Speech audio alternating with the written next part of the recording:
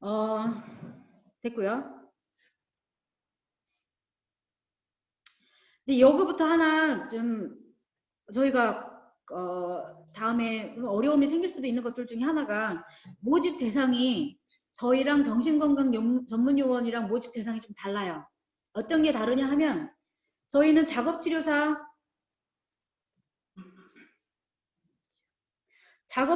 면허 소지자 로 처음 공고가 나갔거든요.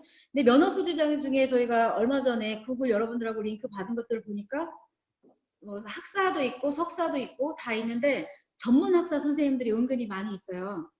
현재 법상으로 학사 이상의 사람들만 정신건강 전문 요원이 되게 되어 있어요. 이게 우리가 그들이 우리를 인정할지 안 인정할지에 대해서 가장 핵심인 상황이거든요.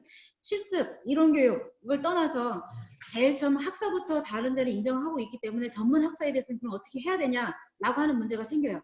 그래서 저희가 교육부장님을 만났을 때 논의는 드리긴 하겠지만 아마도 이거를 그쪽에서 우리는 3년제 원래 뭐 학교에서부터 뭐 커리에 대해서는 크게 4년제하고 3년제가 차이 없기 때문에 다 인정해달라고 요청은 하겠지만 안 될 가능성이 상당수 있습니다.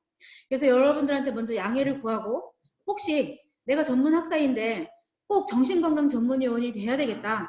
그리고 그쪽에서 인정할지 안 인정할지 그거는 상관없이 나를 그냥 학사로 만들겠다라고 하신 분들은 학점은행제 또는 편입 방법 여러 가지를 통해서 우리가 2022년 또는 올 1년 동안 고려를 해서 나머지 학점을 어떻게든 채우셔서 떳떳하게 나는 학사 수준의 학사 학위를 갖고 있기 때문에 이게 문제가 없다는 것을 만들 필요가 있어요. 그래서 아무리 봐도 나는 이게 안 되겠다라고 하시는 분들은 다음에 추후 상담을 하거나 아니면 교육부 우리 국립정신건강센터와 교육과정에 대해서 논의가 끝나고 났을 때 다시 한번 고려를 해보거나 해야 되는 상황입니다. 이것과 관련해서 선생님들하고 우리랑 굉장히 면밀하게 상담을 해야 되는 필요가 있습니다. 우선은 그 다음 이제 집합교육 일정에 대해서는 선생님들이 다 이제 공지가 돼 있고 웬만하면 날짜가 바뀌진 않을 거예요. 가능한 한 이 날짜 그대로 하는데 문제 상황이 어쩔 수 없이 이게 변경된 상황이 있으면 미리 공지를 할 테니까 혹시 선생님들이 변경 상황과 관련해서 잘 보시고 저희가 9차와 10차 시간이 바뀔 수도 있어요. 그래서 10월 18일을 5시간 하고 10월 24일을 8시간 이렇게 진행될 가능성이 있어요. 무슨 말인지 아시겠죠? 저희가 이때 어떤 평가도구 워크숍을 하는 날짜를 정했을 때 둘이 바꾸는 게 좋겠다라고 해서 좀 변경사항이 있을 수 있거든요. 그래서 가장 기본적으로는 이 룰을 유지하되 약간의 변동사항이 있을 수 있음을 선생님들이 아시면 좋을 것 같습니다. 그리고 중요한 거는 저희가 2021년 1월 정도에 사례 발표를 합니다. 선생님들이 그 케이스들을 열심히 연구하시고 중재를 하신 다음에 2021년 1월 9일 좀 나눌 건데요. 발표자는 나누되 모두 다 참석하실 수 있고 참석을 했을 경우에는 실습 시간이 인정이 됩니다. 나는 이거 굳이 참석하지 않겠다라고 하는 사람들은 약간 옵션일 수 있어요. 다만 자기 발표 때는 그날은 반드시 참석을 해서 다른 사람들과의 피드백을 봐야 되겠죠. 저희 입장에서는 가능한 한 모든 시간을 참석하기를 바라겠습니다. 왜냐하면 케이스들이 굉장히 다양해서 배울 것들이 많기 때문에. 또 세 가지 이날 모두를 참석을 하게 되면 무적 48시간의 실습 시간을 보장할 예정입니다. 그리고 시험도 있어요. 그래서 시험은 2시간 정도 아직 문항은 시험과 관련된 문항은 강사들이 준 문항을 가지고 제공할 예정입니다. 그래서 시험 같은 경우에는 모든 수련생들이 다 치고 있는 상황이라서 저희도 시험 제도를 도입합니다. 그래서 수료식은 2021년 4월 17일 예정이에요. 혹시 중간에 어떤 큰 상황이 생기면 약간의 변동사항이 있음을 알아주시길 바라겠습니다. 이제 수련 과정과 관련된 운영 사항은 이제 아까 수련 시간 구성에 대해서 말씀을 드렸고, 네. 이거는 천천히 읽어보시면 되는 수련 평가에 대해서 한번 얘기를 같이 들어볼까요? 수련평가는 실습평가와 학습평가로 구분이 된다 이렇게 되어 있는데 예를 들어서 실습과 같은 평가는 보고서를 잘 제출했는가, 성실하게 했는가 이게 충실이 되면 실습평가는 완료가 되는 것이고 그 다음에 이제 학습, 이론에 대해서 얼마나 충실히 들었는가에 대해서는 실제 시험을 치는 거예요. 그래서 뭐 수련위원회에서 수련평가에 관한 여러 가지 사항을 반영을 해서 문항을 개발해서 제공할 예정입니다. 이거는 그냥 보시면 될 것 같고 결과가 60점 이상인 경우 합격이 되고요. 불합격자는 재시험에 응할 수 있습니다. 재시험은 그때 봐서 할 수 있는 거고 최대 2회까지의 재시험 기회를 드릴 예정입니다. 그래서 수련의 지도 올리겠습니다. 수련 지도 요원이 있어요. 여러분들은 그냥 각자 수련을 하는 게 아니라 여러분들을 담당하는 슈퍼바이저들이 있어요. 슈퍼바이저들을 지금 누구로 어떻게 할 것인지 매칭을 시켜야 되는데 저희가 선생님들에 대한 파악이 아직 다 안 됐어요. 지역에 대해서 또는 여러분들의 지금 현재 전공 누구 어떤 슈퍼바이저하고 맞을지에 대해서는 저희가 차후에 지금이 4월이니까 한 5월 정도에 공지가 될 것 같아요. 각 슈퍼바이저 명단, 그 사람 소속, 그다음에 연락처 등을 공개를 할 것이고 그거에 따라서 선생님들이 먼저 슈퍼바이저 나는 누구 슈퍼바이저거나 인식을 하시고 슈퍼바이저랑 따로 전화를 하시던가 만나시던가 해서 슈퍼바이저하고 관계를 어느 정도 맺어주는 게 여러분들한테 굉장히 유용하도록 할 것 같습니다. 그래서 수련 지도 요원은 기본적으로 한 명당 3명까지 받을 수 있어요. 한 명당 3명까지 받을 수 있는데 때때로 나중에 예외사항 한번 말씀드리도록 하겠습니다. 그래서 수련 지도 요원은 매주 2시간 이상 지도 감독하는 것을 원칙으로 한다. 왜냐하면 대부분 우리는 실제 실습 기관하고 수련 슈퍼바이저들하고 다 따로 있죠. 그래서 2시간 이상은 전화를 하시던 방문을 하시던 여러 가지 방법 카톡을 하시던 수련생과 슈퍼바이저가 항상 관계를 맺으라는 의미입니다. 그래서 잊지 마시고 슈퍼바이저한테 어려운 사항, 과제, 실습과 관련해서 계속 관계를 맺고 있으면 그게 우리는 지도 감독하는 것으로 인정을 하고 있으니까 최소 일주일에 1회 이상은 슈퍼바이저하고 연락을 하기를 권장드리도록 하겠습니다. 그래서 교환 수련에 대한 내용이 나오는데 이제 교환 수련에 대해서 잠깐 설명하면 선생님들이 계시는 또는 주로 임상 실습하는 기관이 있을 것이고 한 가지는 교환 수련, 다른 기관에 가서도 수련을 좀 받으셔야 돼요. 이 얘기는 좀 나중에 할 거고 교환 수련 갔을 때도 최종 그거에 대한 슈퍼비전을 줄 수 있는 그 권한은 여러분들의 슈퍼바이저, 수련 지도 요원에게 그 권한이 있으니까 가능한 어떤 일이 생기면 수련 지도 요원과 상담을 하시길 바라겠습니다. 이거는 여러분들이 보시면 이거 정신건강복지법이 이번에 통과된 거 이거는 다 아실 거고 근데 이게 이렇게 돼 있어요. 예정 아직 정확하게 날짜가 안 나왔어요. 그냥 예정이에요. 이 세부 사항에 대해서 논의한 찰나에 코로나가 터져가지고 복지부하고 국립정신건강센터가 모두 다 마비해요. 그래서 이 내용과 관련해서 지금 구체적으로 얘기가 되어 있지 않아요. 그리고 정신건강복지부에 대해서 다음에 수련 과정에서 말하겠지만 굉장히 많은 것들이 변하긴 했어요. 예전에 작업치료사라고 안 되고 작업요법 이렇게 돼 있어요. 요법이 뭘지. 근데 우리 작업치료사인데 작업요법이라고 되어 있어서 타 영역의 사람들이 작업요법이라는 이름으로 뭔가를 막 했어요. 근데 이번에 법에 작업치료라고 이게 많이 바뀜으로써 다른 사람들이 작업치료라고 하면은 그게 문제가 되는 상황이 됐어요. 그래서 작업치료사가 작업치료를 하는 형태의 것으로 법이 많이 변경이 돼서 특히 정신과에서 이상하게 돼 있었는데 이번에는 우리한테 좀 더 유리한 상황이 되었다라고 말씀드리겠습니다. 이거 법적 근거는 한번 그냥 보시면 될 것 같고 혹시 의료기사 등에 관한 법률 선생님들이 알고 계신지 모르겠네요. 굵은 글씨로 우리 작업치료사의 현재 업무에 대한 근거가 있어요. 보시면 굵은 글씨 우리가 하고 있는 것들 요것들 보면은 정신과 영역하고 굉장히 해볼 만한 게 많이 있고 이게 작업치료사의 업무 범위로 들어와 있어요. 그래서 앞으로 정신과 영역에서 우리가 이쪽을 더 많이 하겠다라고 요구할 수 있는 근거가 의료기사 등에 관한 법률에 이제 제시되어 있습니다. 자, 그러면은 수련 시간의 구성에 대해서 이제 좀 더 구체적으로 말씀드리도록 하겠습니다. 잊지 말아야 될 건 우리는 1000시간을 다 해야 돼요. 첫 번째 이론교육 몇 시간?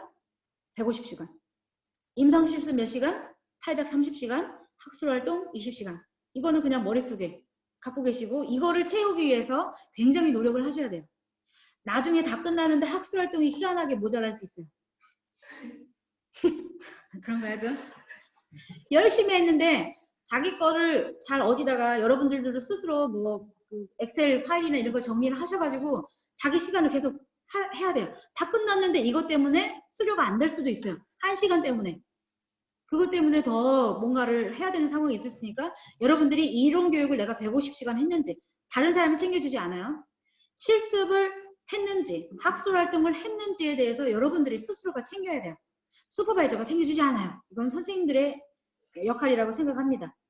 그래서 이론 교육을 어떻게 구성되고 있는지 그냥 간략하게만 말씀드릴게요. 이론 교육에서 큰 카테고리로 나눠져 있는 게 네. 윤리와 가치 뭐 이렇게 등등등 있는데 뭐가 많이 들어있냐? 정신건강 이론과 실제 있어요. 근데 법, 정책, 조사연구, 행정 이런 게 들어가 있어요. 우리가 이제 미리 말씀드려야 되는 건 작업치료사는 작업치료 업무를 해야 되는 거 아니야 라고 하는 아주 어떻게 보면은 작은 생각을 할 수 있어요. 근데 지금 현재 정신건강 영역에서 잘 살아남으려면 작업치료 실무 이외의 것을 잘해야 돼요. 그래서 여러분들 중에 혹시 워드를 잘한다, 엑셀을 잘한다, PPT를 잘한다, 아니면 나는 강의 스킬이 있다 라고 하는 사람들은 정신건강 영역에 와서 헐헐 날릴 수 있어요. 특히 기획 능력 이런 거 되게 중요하게 생각하는데 작업치료 서비스를 하는 건 너무 당연해요. 다른 영역도 간호든 임상심리든 사회복지든 그 서비스는 자기 서비스 다 해요. 근데 그 중에서 누가 잘하냐 못하냐 제일 차이가 나는 게 여기 말하는 기획행정에서 가장 큰 차이가 나요. 기획행정. 근데 중요한 건 작업치료사들이 이렇게 잘못 생각해요. 작업치료사는 작업치료 환자에 대해서 무슨 서비스를 제공하는 거 아니야? 라고 하는데 그 서비스를 제공하기 위해서 뭘 해야 되냐? 그분들 기획을 행정을 해야 돼요. 가장 기본이 문서 작업하는 거, 공문서 쓰는 거. 이게 안 돼서 실제 임상에 가서 굉장히 힘들어요. 그래서 수련 과정에서 그런 순간이 있을 때 또는 취업한 어떤 누군가가 당신 이런 기획 좀 해세요 했을 때 그걸 잘하면 그 팀에서 굉장히 인정을 받습니다. 중요한 거고.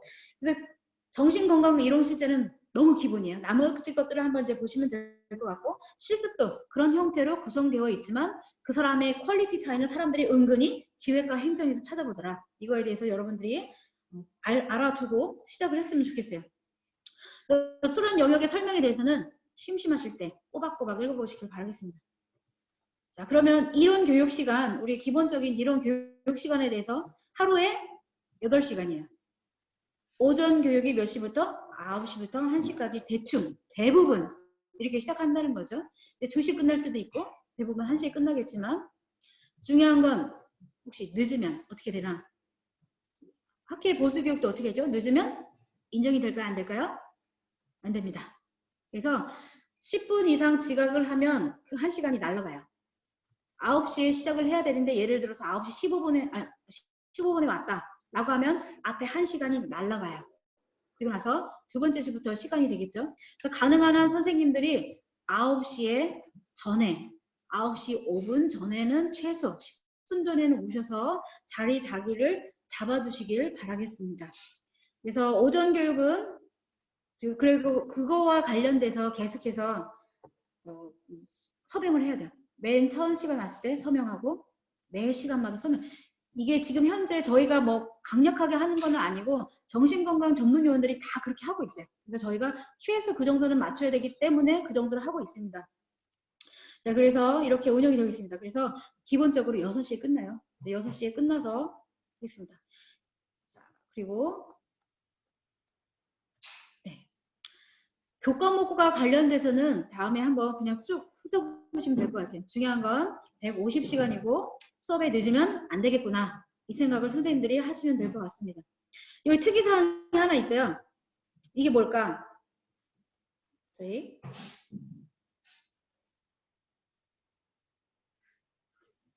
연구. 관련돼서 선택인데요. 나는 근데 뭐 석사이기 때문에 어쩔 수 없이 연구를 해야 돼. 석사 과정에 있고 우리도 있어. 연구해야 돼. 그럼 이 사람은 몇 시간 인정한다고요? 30시간은 이론 교육을 한 것으로 인정을 합니다. 교수님들도 여기에 포함이 되실 거예요. 교수님들 중에 나는 원래 연구를 교수님들 많이 하시죠. 그러면 나는 연구해서 어떤 결과물이 나왔다 하면 몇 시간? 30시간을 인정해요. 그러면 나머지 채워야 될 시간은 120시간 채우시면 돼요. 120시간을 채우시면 됩니다. 그래서 정신건강 작업치료 연구와 관련돼서 선택을 해서 30시간을 채울 수 있다. 말씀을 드리겠습니다. 세부 교과목들은 또 이제 보시면 돼요. 저희가 우선은 이 교과목들을 이런 시간이요. 네. 교과목들을 했을 때 저희 학회에서 나름대로 학회 작업 치료에서 중요한 것들이다라고 해서 실제적으로 우리가 넣은 것도 있지만 이 기본 틀은 아까 말씀하신 보건복지부 국립정신건강센터에서 기본 틀을 다 뿌렸어요. 그 기본 틀에 의해서 저희가 이 교과목을 구성을 했고요. 교과목에 공통과 직역이 있어요. 그래서 이걸로 되는구나. 외워볼게요. 공통, 직역. 공통은 타 영역도 이거는 그대로 해요. 근데 직역과 관련된 건 작업치료사, 우리 작업치료 학회에서 우리가 좀 더 필요하겠다 해서 내놓은 그런 과목들이에요. 그래서 가능한 이제 공통 같은 것들은 다 들어야 되겠죠. 들어야 되는 상황이고요. 자, 그 다음은 또 넘어가도록 하겠습니다. 계속 엄청 빨리 넘어가네.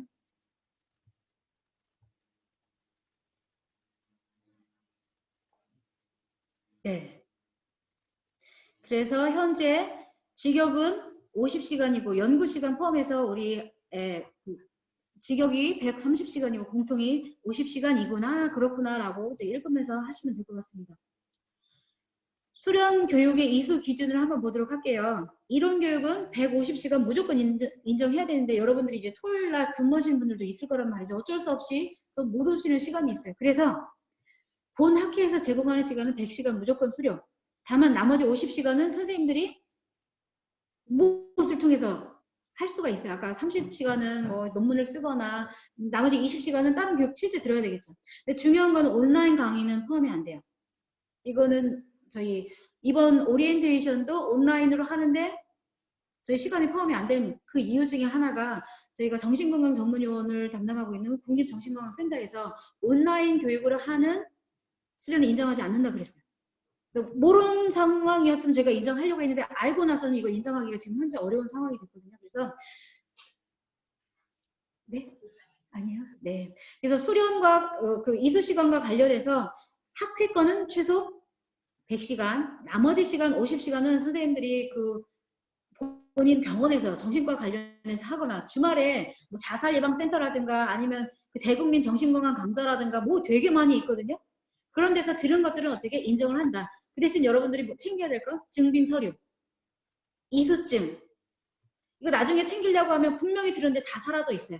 그래서 하나의 파일을 만들어서 그것들을 꼬박꼬박 잘 모아두시길 바라겠습니다. 그래서 나중에 증빙 서류가 없어서 그거에 대한 불이익을 당하지 않도록 증빙 서류에 대해서 철저하게 관리를 하시기를 바라겠습니다. 그래서 타 학회에서 또는 타 기관에서 하는 거는 50시간 인정을 합니다. 그리고 교수님들 계시거든요, 지금. 그래서 정신과 관련 과목을 3년 이상 강의한 교수님 50시간 인정합니다. 50시간 우리 인정을 하고 추가로 논문 썼다. 그러면 시간 80시간 인정이 되겠죠. 그래서 혹시 교수님 중에 이런 상황이 됐을 경우 80시간 정도는 인정한다라고 하시는 거를 인식을 하시고 근데 이제 여러 가지 상황이 많이 있을 거야. 나 3년 아니라 1년인데 어떡하지? 뭐 이런 시간이 있을 거야. 그런 세세하게 여기 기준하고 다른 경우는 우리가 수련위원회가 있거든요. 수련과 관련돼서 위원회가 있기 때문에 그 위원회에 회고해서 이게 그 기준에 맞냐 안 맞냐 몇 시간까지 인정할 것인가에 대해서는 거기서 결정을 해요. 그래서 선생님들도 지금 현재 교과 과정을 뭐 들었는데 예를 들어 강의를 다른 걸 들었는데 이게 인정되는 거야 안 되는 거야? 궁금하시잖아요. 소아정신과 들었을 수도 있잖아요. 소아정신과 뭐 발달장애 아동의 뭐에 대해서 ADHD 아동의 뭐 평가에 대해서 교육을 들었다. 이게 인정될까 안 될까 궁금할 때는 어떻게? 우선 슈퍼바이저한테 질문 하시면 슈퍼바이저가 해결을 해주시던가 거기서 해결이 안 되면 수련위원회한테 넘어와서 이거에 대해서 답이 들어갈 거예요. 근데 여러분들이 궁금한 거는 머리 싸매지 마시고 여러분 단체 카톡방 뭐 아니면은 슈퍼바이저 이 사람들한테 계속 물어보면 슈퍼바이저가 바로 거의 즉시 대답을 할 예정입니다. 그래서 수련회 결정과 관련해서 꼭 들어보시길 바라겠고 이런 교육 강사 명단은 다양하다. 이 정도만 아시면 될 것 같고 중에 이제 임상 수련이야. 이제 이게 굉장히 고민도 많고 어떻게 처리할 것인지에 대해서 여러분들도 같이 고민이 많을 거예요. 지금 현재 정신과 임상에 계신 분들은 그나마 다행이겠죠. 근데 현재 정신건강 전문요원가들의 현재 법상으로는 자기 근무하고 있는 곳에서 수련을 받지 못해요. 예를 들어 지금 여기 박총순 선생님 들어 계시죠? 혹시 손 보이시나요? 박총순 선생님? 계신, 저 흔들리신 분이에요. 저분이. 네, 이분 보이시나요? 네, 이분이 박총순 선생님이신데. 미안합니다. 저만 보이고 있어요. 그래서 아무튼 예를 들어 지금 정신과에 굉장히 오랫동안 근무하고 있는 선생님이 있어요. 근데 예를 들어서 그분은 현행법상 정신건강 전문 요원에 들어가려면 그 직장에 유지할 수 없어요. 그만두고 다른 데에서 수련을 받아야지 또는 휴직하고 다른 데서 수련을 받아야지만 임상 실습이 인정돼요. 자기가 소속된 기관에서의 수련은 현재 인정되지 않고 있어요.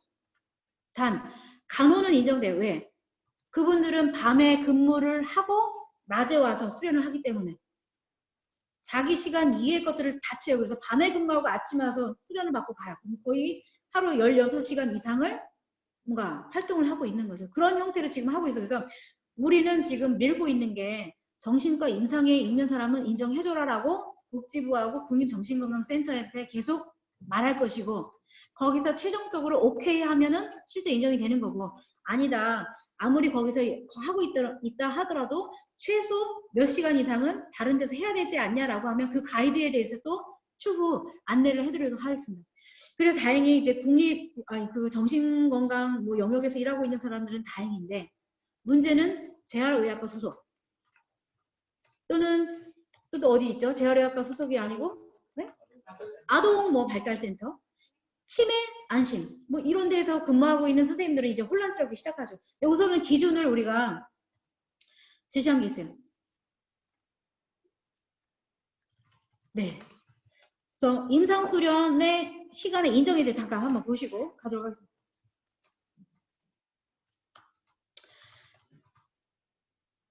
다만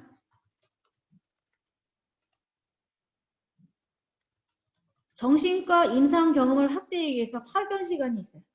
정신과 임상에 있다 하더라도 그 선생님들은 100시간은 다른 데서 해야 돼요. 예를 들어서 우리가 실습과 관련된 사례 발표할 때 48시간 인정한다고 했죠. 그거는 자기 근무지 이외에서 한 거예요. 그죠? 그리고 예를 들어서 또 정신과 관련 캠페인이 있어요. 주말에 하는 캠페인 등에 참여를 했어요. 그럼 그것도 역시 본인 기관 이외의 것에서 했기 때문에 시간을 다 인정을 해줘요. 그러니까 여러분들이 그냥 내 거가 다 인정되겠지 하고 생각하지 마시고 다른 데에서도 실습을 해야 되는구나 라고 인식하시고 그 기회가 뭐가 있는지 좀 찾아볼 필요가 있고 그런 것들에 대해서 우리가 어디다 이거를 업로드하고 올리고 있느냐 밴드에다가도 할 수 있지만 저희가 학교 홈피가 있어요. 혹시 홈피 가입한 분들 계신가요? 계신 분들도 있고 가입 안 하신 분들도 있고 정회원인 분들도 있고 학회 뭐 회비를 안 내서 그냥 준 회원으로 머물러 계신 분들이 있는데 우리가 그 학회 홈페이지에다가 굉장히 다양한 교육 과정과 관련된 거, 세미나, 어디서 정신건강 관련해서 뭐 이렇게 수료 받을 수 있는 것들 이런 것들을 꾸준히 올릴 예정이에요. 그리고 추가적으로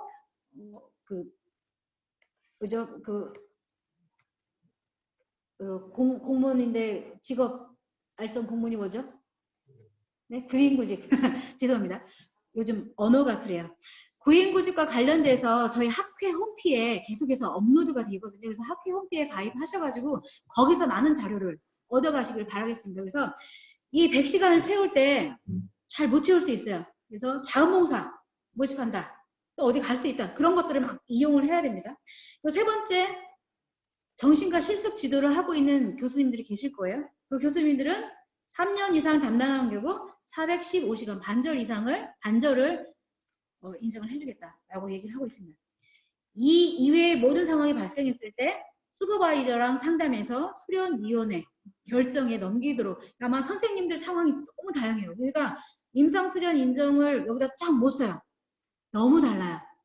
임상수련을 임상 경험이 뭐 1년 이하인 경우도 있으시고, 내가 있는 재활의학과에 조현병 환자가 올 수도 있는 거고, 우울증 환자가 올 수도 있는 거고, 전혀 안 올 수도 있고, 내가 근무하고 있는 요양원에, 내가 요양원에 근무하는 사람인데 거기에 또 중복장애를 가지고 있는 사람도 있을 수도 있고, 굉장히 다양해요. 그럼 그 사람을 얼마큼까지 인정할 것인가, 여기 다 쓸 수가 없어서, 그런 분들인 경우에는 세세하게 내 상황 기술을 하시고 슈퍼바이저한테 그 상황을 알리시고, 그럼 나는 이때 어떻게 수련을 해야지 실습을 인정받을 것인가에 대해서 개별 가이드가 필요한 상황입니다.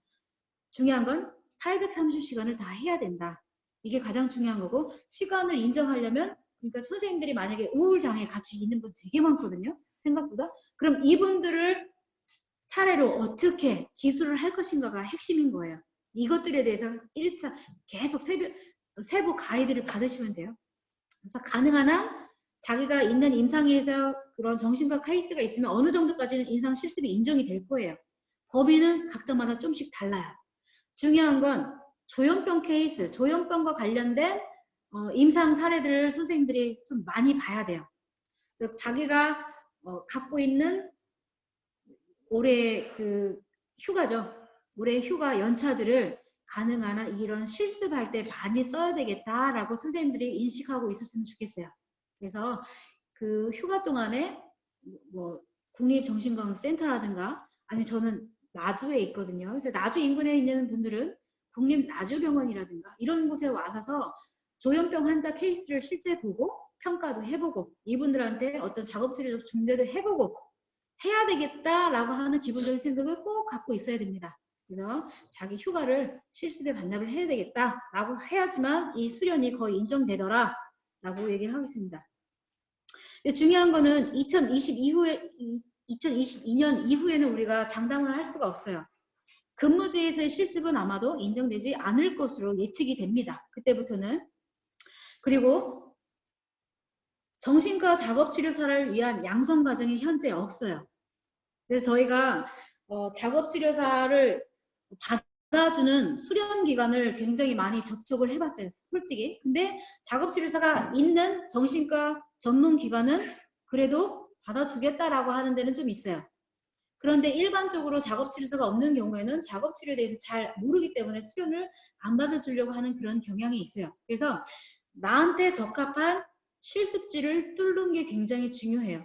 저희가 5월 정도에 리스트를 올릴 예정입니다. 지금 계속 조사를 하고 있거든요. 법이 바뀌고 나서 예전에는 아예 수련 또는 실습을 받을 수 있는 곳이 없었는데, 지금은 그래도 조금은 옹호적이 우리한테 어느 정도는 긍정적인 답변을 주고 있기 때문에, 그 긍정적인 답변을 주는 곳을 리스트를 올리면 선생님들이 그 리스트 중에 어디를 갈 것인가는 개별 접촉이 좀 필요해요. 왜냐하면 각자마다 실습 갈 수 있는 시간이 다 달라요. 이때부터 이때까지 가려고 하는데 될지 안 될지에 대해서는 실제 그 기관의 담당자하고 한번 세부적으로 얘기를 해볼 부분이 있는데, 선생님들이 이 수련 기관에서 해야 되겠다라고 어느 정도 확정이 된 다음에는 누구랑? 슈퍼바이저랑 상의를 꼭 하세요. 슈퍼바이저랑 상의해서 이 기관에서 어떻게 실습을 할 것인지, 수련 기관에 전화를 했을 때 어떻게 응대를 할 것인지, 내가 가서 이런 것을 하겠습니다 라고 하는 것들을 좀 멘트를 정리하고 전화해서 저희 수련하려는데 가능할까요? 라고 말고, 내가 가서 이러한 것을 하려고 하는데 거기에서 이때 기간이 괜찮습니까? 라고 하는 것들을 기본적으로 전화하는 스킬들을 좀 배워야 될 그런 것들이 있거든요. 그래서 슈퍼바이저하고 수련 기간 선정도 고민을 해보시고, 실제 전화할 때도 그것들을 좀 코멘트를 받고서 컨택을 해보시길 바라겠습니다. 근데 다만 지금 코로나 사태거든요.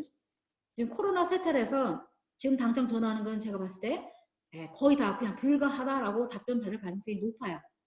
그래서 지금 5월 9일인가요? 언제 그 강력한 사회적 거리두기 거리두기가 5월 9일 날 이제 종료되는 것으로 우선 알고 있는데 이게 좀 더 어떻게 생활방역 수준을 어떻게 갈지에 따라서 다른데 정신과에서 자꾸 이 사람들이 그 감염자들이 계속 나오고 있는 상황에서 정신과에서는 굉장히 조심스럽게 하고 있어요. 그래서 선생님들이 정신과 가려고 만약에 이제 어느 순간 가야 되겠다면 올 하반기 좀 늦게 그리고 우리가 내년 4월까지잖아요. 내년 4월까지이기 때문에 그 틈틈이 상황을 봐서 거기서 해야 돼요. 그래서 그렇지만 뭐 주말에 하는 여러 가지 주말에 자원봉사 형태로 뭐 실습을 받으려고 하는 것들이 있어요. 실습은 아니지만 자원봉사를 받으려고 하는 것들이 있어요. 그런 것들은 선생님들이 아마 주말에 가실 수 있는 경향이 많이 있거든요. 주말에 할 수 있는 실습 기간에 대해서도 저희가 올려보도록 하겠습니다. 선생님들이 틈틈이 거기 가서 주말 동안에 케이스들을 하시면 돼요. 그래서 그리고 저희가 지금 확답을 못해요. 왜냐면 이제 법이 통과되고 나서 보건복지부하고 국립정신건강센터하고 우리랑 그리고 대한작업치료사 협회랑 네 사자 간에 모여서 세부 수련에 대해서 조율을 하려고 계획은 했지만 코로나 상황이라서 코로나 끝나고 만나자라고 하는 답이 있었어요. 그래서 저희가 이런 기준 정할 때도 세세하게 확답을 못 듣고 우선은 일단 우리 기준은 이 정도다라고 제시한 이 지침서이기 때문에 그래서 이후에 논의 과정에 따라서 지금 현재보다 더 느슨해질 수도 있고 더 빡세질 수도 있어요. 그래서 용어가 빡세다니까 좀 그런가요? 그래서 더 강화될 수도 있어요. 수련 기준이. 그래서 수련 기준이 좀 변할 수도 있구나라고 하는 그런 가능성은 선생님들이 우선 염두에 두시고 진행을 하면 좋겠습니다. 그 다음 현재 정신건강 작업치료와 관련된 임상수련 기간이 다양해요. 근데 중요한 건 작업치료사가 없는 수련기관에서 작업치료사를 받기가 애매할 수 있어요. 다만 현재 지금 저희가 한번 여기저기 얘기를 들어본 결과 정신과 작업치료사가 있는 경우 한두 명, 두 명까지는 수련을 받을 수 있다라고 받을 수도 있겠다라고 얘기를 해요. 그래서 구체적으로는 실제 받을 수 있는지 없는지는 자기 지역, 자기가 가볼 만한 곳에서 직접 얘기를 매끈하게 마무리 지으셔야 돼요. 그래서 만약에 이제 거기서 받아준다라고 했을 경우 우리 학회에서 거기다 정식 공문을 보낼 예정입니다. 정식 공문을 보내서 수련 확정을 받고 그 다음에 수련을 실시를 하실 수가 있습니다. 수련을 할 수 있는 임상 기간에 대해서 보면 나 문항 봐볼까요? 나 문항에 보면은 정신재활시설, 요양정신, 요양시설, 정신건강, 요즘 복지센터죠. 정신건강복지센터, 그리고 중독전문기관, 자살예방센터, 정신보건 사업을 하고 있는 보건소 등에서 실습이 가능하게끔 원래는 되어 있어요. 다만 우리 존재에 대해서 잘 모르고 거부적인 곳에서는 안 받아줄 수도 있고 다른 데 뭐 실습 안 하는 데가 아직 많이 있으니까. 특이한 건 우리는 소아청소년 정신건강, 노인 정신건강 우리는 인정하겠다. 우리 학회는 인정하겠다. 몇 시간? 최대 415시간. 선생님들이 그래서 소아정신과 영역이면 또는 노인정신과 영역이면 415시간 정도는 내가 근무 시간으로 좀 할 수 있지 않을까? 한번 염두에 두고 이제 하시면 될 것 같고 그래서 여기서 제시한 데 말고 정신과 관련인 것 같기도 하고 아닌 것 같기도 하고 환자분들이 거기 있는 것 같기도 한데 잘 모르겠다 하면 누가?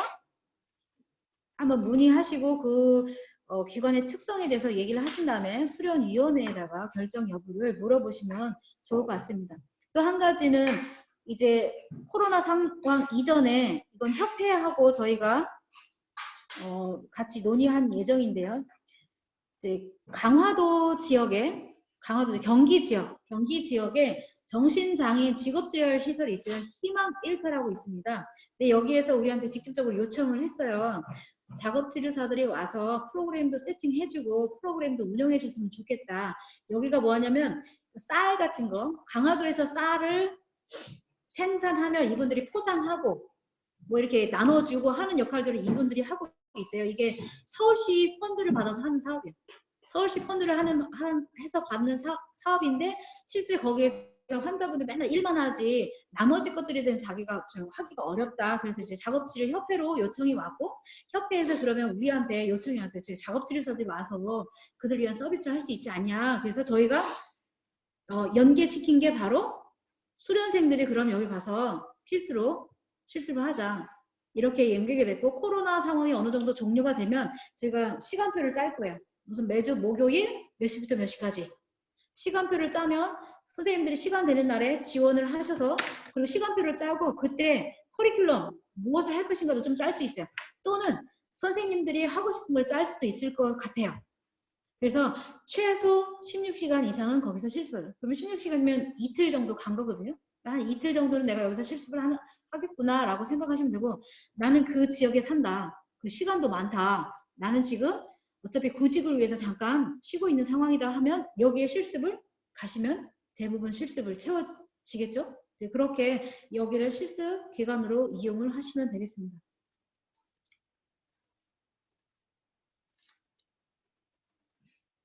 그리고 수련과 관련돼서 간단하게 일지를 쓰시면 되고 복잡하게 쓸 필요 없으시고 이제 간단하게 한 몇 줄 정도 내가 오늘 어떤 일을 했다라고 정도의 일지를 쓰시면 되고 나머지 이제 보고서 작성이세요. 실습을 했을 때 보고서 뭐냐 과제, 뭐 사례 발표, 사례와 관련된 거, 평가에 관련된 거, 중재와 관련된 거 이런 것들에 관해서 보고서를 작성하시면 됩니다. 근데 양식이 저희가 지금 사기 밴드에 간략하게 뭐 올려서 있나요? 지침서 말고 혹시 거기 안 올라가 있죠? 네.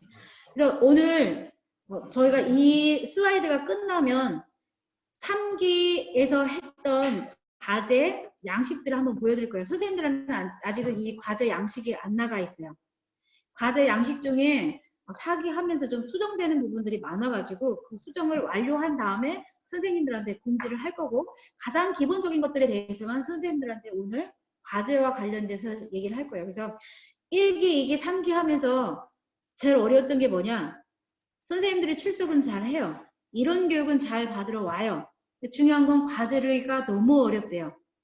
이제까지 우리가 과제 이런 사례 발표를 한 게 거의 없기 때문에 과제를 어떻게 할지에 대해서 막막하다라고 얘기를 하고 있어요. 그래서 과제에 대한 가이드를 뭐 슈퍼바이저들하고 좀 더 자세히 논의를 했으면 좋겠고 또 한 가지는 저희가 수련 과정 중에 이 과제를 어떻게 쓰는가에 대해서 어떤 부분에 있어서 이게 특히 사례와 관련돼서 저희가 사례관리 워크숍 이런 거 있거든요.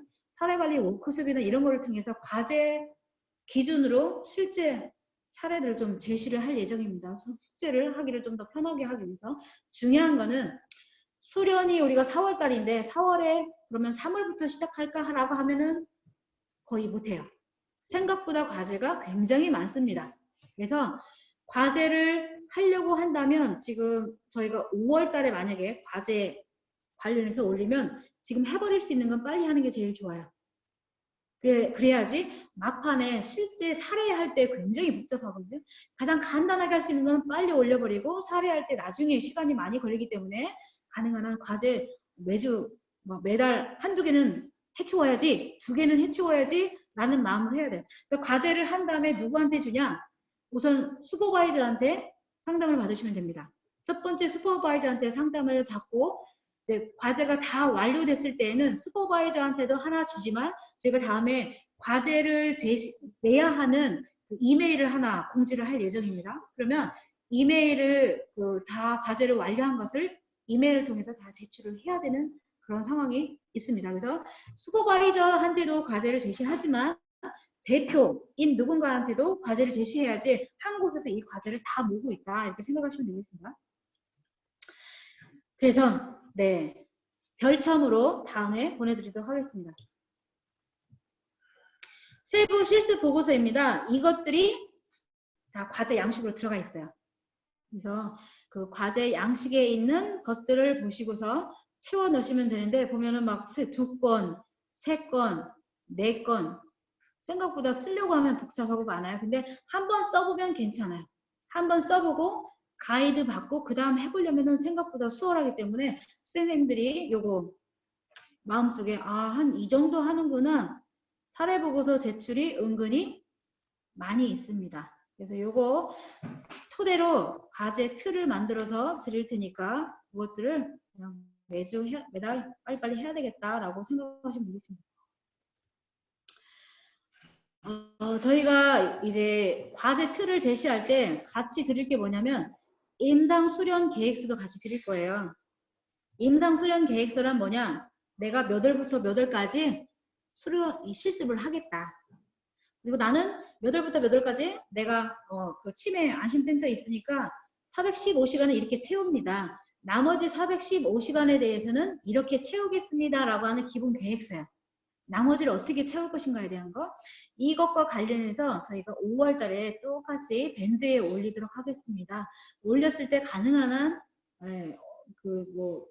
주말에 어디를 가서 하겠다라고 하는 구체적인 것들을 해야 되는데 아까 처음에 말씀드렸다시피 수련을 현재 정확하게 코로나 때문에 더 지금 복잡해진 상황이긴 한데 받겠다라고 한 데가 지금 리스트를 업로드하면 그 뒤로 여러분들이 계략적으로 완벽하게 여기에서 학교를 했습니다라고 안 하더라도 계략적으로 그 기관들이 올라오면 마음속에 여기서 몇 시간 해야지 여기서 몇 시간 해야지라고 하는 계획서예요.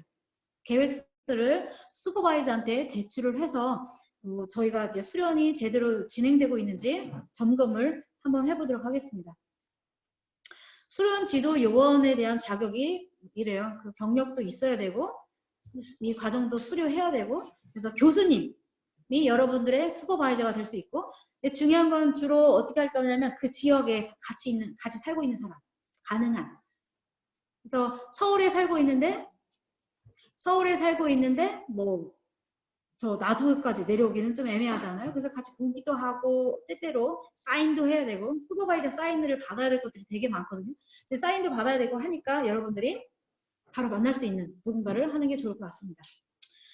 자, 이제 아까 매주 뭐 2시간 이상 해라 뭐 이렇게 되어 있었는데 그건 이제 주기적으로 연락을 하라는 거고 실제 임상 수련 기간 동안 30회 이상 한 게 그리고 다음에 별첨하는 자료에 올라올 거예요. 이따 나중에 보여드릴 건데 슈퍼바이저하고 30회 이상 뭐를 했다라고 하는 근거가 남아야 돼요. 슈퍼바이저하고 전화통화를 하든 대면을 하든 카톡으로 열심히 상담을 하든지 뭐 카톡으로 했다라는 근거 필요 없거든요. 그래서 열심히 하면 그것과 관련해서 나는 슈퍼비전을 받았다라고 기록을 하시면 됩니다. 그래서 30시간 실시하고 증빙은 그냥 기록하면 되는 거예요. 그리고 슈퍼바이저가 나중에 만났을 때 사인을 하면 되는 겁니다. 그래서 수련 지도와 관련해서 사인을 받아야 된다라고 하시면 되겠습니다. 근데 선생님들이 계신 곳에 수련 지도위원이 아예 없을 수도 있잖아요. 나 하는 기간에는 수련 지도위원이 없어요. 어떻게 하면? 기관 담당자에는 우선 사인을 받고 내가 재활의학과에 있는데 재활의학과에 있는 팀장 우선 일단 사인을 받고 수련 지도자는 이렇게 나중에 와서 진짜 수련 지도가 이용하는데 그 현장 그 리스트에 아마 현장 지도 요원 이렇게 현장 뭐 담당자 이렇게 돼 있으면 그 담당자한테 사인을 받고 나중에는 실제 그 본인 슈퍼바이저한테 사인을 받으시면 되겠습니다. 수련 지도 요원에 대해서 이제 다 끝난 것 같고요. 자, 이제 수련 지침서에 대해서는 대부분 이제 했고요. 또 한 가지는 수련 과제와 관련해서 이제 할 건데 지금 시간이 별로 안 됐죠? 50분 됐나요? 잠깐만 있으라고요? 네. 쉬는 시간 갔습니까? 아니면 또 저녁 시간? 네, 쉬는 시간 갔는데. 잠시만요. 그래서 지금 저희가 준 그 지침서 내용에 있어서 궁금한 사항이 굉장히 많을 거예요. 많으실 건데 그것들을 지금 잠깐 쉬시면서 여기 채팅창이 있거든요. 채팅창이나 아니면은 그 사기 밴드 방에 지금 한번 그 사기 밴드 방에 질문 제목으로 그 글로 질문 달아주세요 하면 사람들이 거기 아래다가 질문 좀 달게 해주세요. 그래서 지금 사기 밴드 방에 창 하나를 띄울 거예요. 하나 공지사항을 띄울 건데 그 공지사항에다가 궁금한 것들 말했는데도 이해가 안 된다. 아니면 좀 더 구체적인 정보가 필요하겠다라고 하는 것들을 그 밴드의 댓글로 달아주시면 저희가 지금 모아서 해결하는 형태로 지금 잠깐 진행을 하도록 하겠습니다. 그래서 지금 우선은 선생님들이 생각하고 밴드에다가 글을 다는 동안 저희는 과제와 관련돼서 잠깐 다시 한번 띄우도록 하겠습니다. 비디오는 끄지 말고 잠시 쉬시라는 거예요? 아니요. 비디오 해갖고 여기 화면 있잖아요. 다 뜨기만 해도 캡처 사진. 우리 얼굴 좀 다 네, 보고 싶다. 네. 사진 찍기. 자, 이렇게 지금 했다가 성함 볼게요. 이렇게. 갑타의 선생님, 이거 안 되고 내공장 선생님, 임영우 선생님, 그리고 다요? 네, 다들 키고 계시네요. 네, 채팅. 네. 여미수 선생님, 옆에 채팅방. 정소희 선생님, 정민서 선생님, 박예원 선생님, 구민수 선생님, 유지현 선생님, 네, 반갑습니다. 황대섭 선생님 얼굴 보여주세요. 네, 정민서 선생님,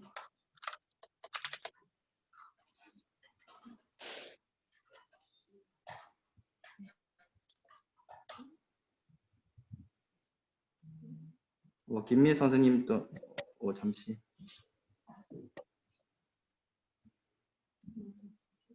네, 지금 쉬면 되나요? 네, 요 사진 찍었어요? 아니요. 이거 화면에 이렇게. 이거 찍어주십시오. 네, 제가 찍을게요. 네, 화면 총 3개거든요. 이거 채팅 창을 끄셔야 돼요. 제가 지금 너무 멀지 않나? 사회 우리 선생님, 이사회 밴드에 3기 과제 샘플, 3기 과제와 관련돼서 한 화면에 다 나온 건가요? 아무것도 안 들어있는 거 아, 하나만 네. 띄워주세요. 자, 뭐 다 이렇게 하기 손을 들어요? 어떻게 해요? 자, 손을 들어주세요. 네. 얼굴 표정이 쓰가요. 다음 페이지. 자, 다음 페이지. 사진 안 나오신 분들은 유지현. 잠깐 화장실 가시면. 자, 김미연 선생님도 일단 정소희 선생님. 네, 찍을게요. 하나, 둘. 그 다음 페이지. 네, 올렸어요? 황현성 선생님, 비교 안 나와. 여미수 선생님, 네, 황대섭 선생님, 정수빈 선생님.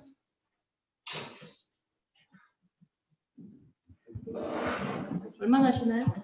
네? 얼마나 하실까요? 그러면 댓글 다는 시간 등 포함해가지고 지금 몇 시죠? 27분이요? 그러면은 35분 해볼까요? 다리 좀 왜요? 40분 해볼까요? 40분에 또 보도록 하겠습니다. 40분에 다시 여기 모여서 과제 어떻게 해야 되는지에 대해서 좀 가이드를 해드릴게요. 40분에 보도록 하겠습니다.